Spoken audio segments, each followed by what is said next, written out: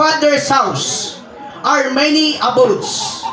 If it were not so, I would have told you, for I go, amen, to prepare a place for you.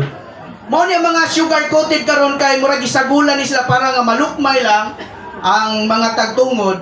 Pero ingon nila pag mamatay daw ang tawo ay kabalaka kay niingon ang ato ang Ginoo nga muadto ko, mo daw na ang langit, gaandam siya og dapit didto.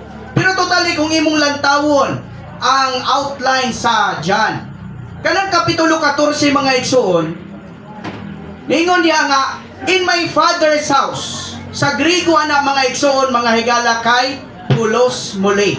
Pulos mone. Nagpasabot na siya nga gihubad na siya kay namagidaghan karong mga translation nga dili kayo muhaom sa Griego.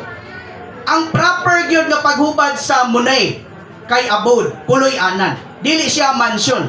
Pero sa daghang nga mga translation, say magbugno na. Pero kung magtuon ka sa Griego, dwelling na siya, dwelling og abode mga higala, mga igsoon.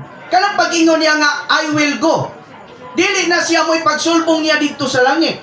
Kundili ang kapitulo 19, ang go diha mga higala, mga igsoon, mauna ang iyang kamatayon dito sa krus.